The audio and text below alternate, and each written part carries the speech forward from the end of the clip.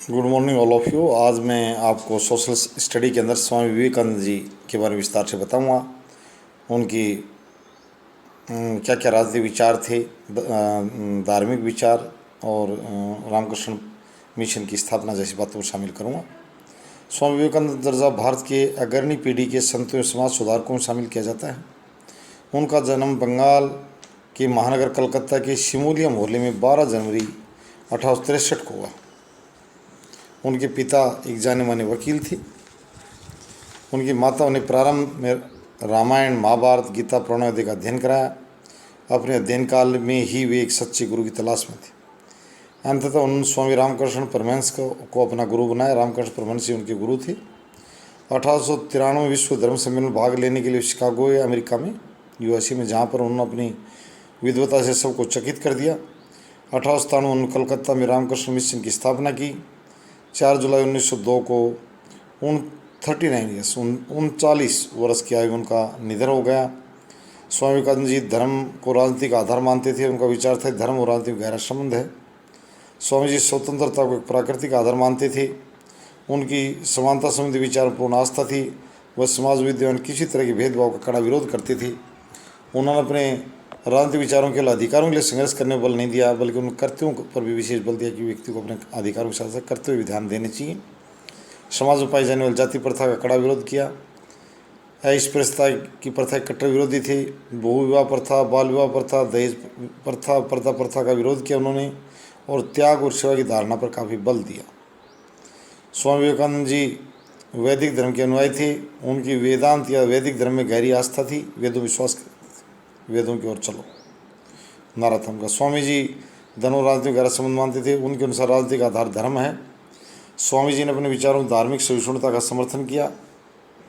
अपने विचारों मूर्ति पूजा का समर्थन, ये जो है, उन्होंने मूर्ति पूजा का भी विरोध किया।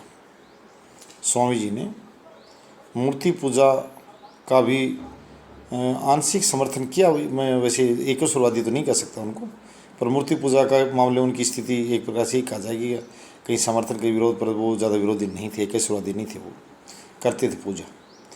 तो ये लिखा ऐसे ही पढ़ा जाए कि स्वामी जी ने अपने विचारों मूर्ति पूजा का समर्थन किया, धार्मिक सहिष्णुता का समर्थन किया।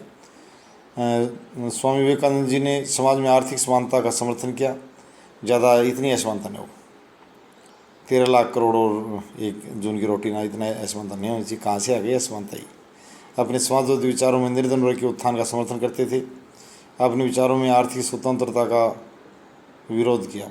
इतनी स्वतंत्रता नहीं हो, वो राज्य द्वारा नियंत्रित व्यवस्था चाहते थे। स्वामी जी का समाज के निम्न वर्ग में, जिन्हें भारतीय समाज प्राय शुद्ध और मार्क्स सर्वहारा का नाम देते थे, कि उत्थान विषांत था। सर्वहारा वर्ग, कमेरे वर्ग, मजदूर वर्ग, यानी जो मेहनत कश वर्ग था, उसके उत्थान में विश्वास करते थे। और भारतीय चिंतन में उन्होंने कुछ उनका योगदान वो बताना चाहता हूँ। मुख्य देन उनका हिंदू धर्म की पुनर्स्थापना, उनका योगदान है, बहुत बड़ी बात है। शुद्धिकरण में बल दिया, बहुत सी बातें हटाई, जिससे हिंदू धर्म की पुनर्स्थापना हुई। अच्छाइयों के साथ जो विरोधियों को जो मौका मिल रहा था, उस विरोध को उन्होंने, उस धार को कुंद किया, यानी काफ़ी यानी कम कर दिया उस धार को, इतना पैनापन नहीं छोड़ा। उन्होंने रामकृष्ण मिशन की स्थापना की राष्ट्र भावना को जागृत किया। 1894 स्वामी जी ने अमेरिका में भारतीय संस्कृति वेदों के प्रचार प्रसार की वेदांत सोसाइटी की स्थापना की। अमेरिका में स्वामी जी ने अपने विचारों के साथ अहिंसा का समर्थन करके भारत को इस पथ पर चलने को प्रेरित किया। हाँ, अहिंसा का मतलब ये ज़्यादा झगड़ालू स्वभाव न हो, और आम आदमी को हिंसा या अहिंसक होने से अर्थ समझना पड़ेगा। थोड़ा शांति का परिचय दे, बात करने में छोटी छोटी बात पर कहीं ऊँच नीच होती रहती है। परिवार में, पड़ोस में, साथ काम करने लोगों को थोड़ा सा ये होगा कि लौटना पड़ेगा अहिंसा की तरफ। कहीं बात भी होती है, ज़्यादा हम आगे उग्रता की तरफ न बढ़ें। उनकी ये बात चाहे गांधी जी की हो और चाहे स्वामी विवेकानंद जी की हो, हिंसा का अर्थ समझना पड़ेगा। हिंसा का मतलब ज़्यादा लंबा नहीं है, बहुत सामान्य सा है कि ज़्यादा आवेश में ना आए। आजकल जो ब्लड प्रेशर जो लोगों के बढ़ रहे हैं, वो बाद में तो शायद बहुत कुछ सोचते होंगे कि शांति सबसे बड़ी पूंजी, पर ये नहीं कहते कि ताली किसी किधर से न बजे, कई बार कहते दोनों हाथों से बजे, एक हाथ से बजे, वो सब जाने दो, ज़्यादा फैशन में ना। और हमारे मत में देखता हूँ स्थानीयता या बहुलता कई बार बहुत हावी होती है। कोई समुदाय या धार्मिक आधार पर, जाति आधार पर, गोत्र के आधार पर कहीं बोलता मैं तो वो खुद ही पागलपन का शिकार हो जाता है। उसको को प्रेम से बोले तो वो बेकार में आवेश में रहते हैं। इसका ये भी खास बात है कि भारत में अहिंसा और हिंसा और शांति रहे, शांति की बात है। लोग बेवकूफ़ नहीं हैं। जहाँ इस टाइप से बोलता का क्षेत्र हो वहाँ लोग स्वतः ही बड़े आदी रहते हैं और बहुत ज़्यादा प्यार प्रेम की भाषा समझना पसंद नहीं करते, क्योंकि तो अपने आप को सक्षम मानने लग जाती है। ये अच्छी बात नहीं है। इस तरह के लोगों को, सभ्य समाज के लोगों, क्योंकि हमें हर जगह बोलता हूँ नहीं होते, हमें बाहर भी जाना होता है। मैं ये भी कहूँगा हमें किसी भी धर्म के व्यक्ति, किसी समुदाय के व्यक्ति के प्रति अनादर भाव नहीं दर्शाना चाहिए।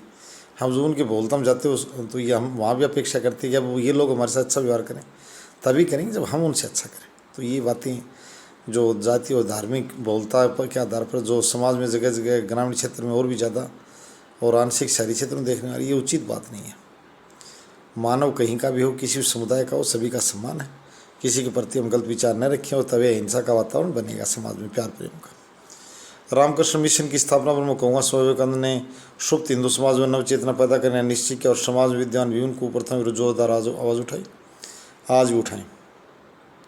पुनर्विवाह कुछ समाज जो नहीं मानते थे, बड़ी खुशी की बात है, वो आ गए हैं मैदान में इस तरह काम करने के लिए। उनकी आँखें खुली हैं कि इस प्रथा की सामाजिक आवश्यकता है और ये बुरी नहीं, अच्छी बात है। जो कहीं भी बुरी बात हो, पर्दा फर्दा हट रहा है, जोर से हटे और सभी समाज के जागरूक नागरिक इसको प्रमोट करें, हटाने में जल्दी से जल्दी हो। इस उद्देश्य से उन्होंने 1897 में कलकत्ता के नज़दीक बेलूर नामक स्थान पर रामकृष्ण मिशन की स्थापना की थी। इस संस्था की स्थापना का मुख्य उद्देश्य देशवासियों में वेदों व अध्यात्मवाद के प्रति लगाव पैदा करना, उनमें दीनता और हीनता की भावना का परित्याग करके राष्ट्र भावना को जागृत करना था। शीघ्र ही संपूर्ण भारत में इसकी अनेक शाखाएँ खोलेगी। बड़ी अच्छी बात है। रामकृष्ण मिशन की स्थापना की उन्होंने नवचेतना पैदा करने के लिए और काफ़ी अच्छे कार्यों को आगे बढ़ाया। आज की जो भारत में बहुत बड़ी संख्या में शिक्षित समाज है, बहुत तेज़ी से उभर रहा है, वो समाज इन विचार को जितनी समझ सारा रखता है, थोड़ा उसको क्रियान्वित करने की बात है और सभी अच्छाई की तरफ बढ़े और जितनी भी बुरी बात कोई भी किसी रूप में, उन सबको पीछे धकेलें। धन्यवाद।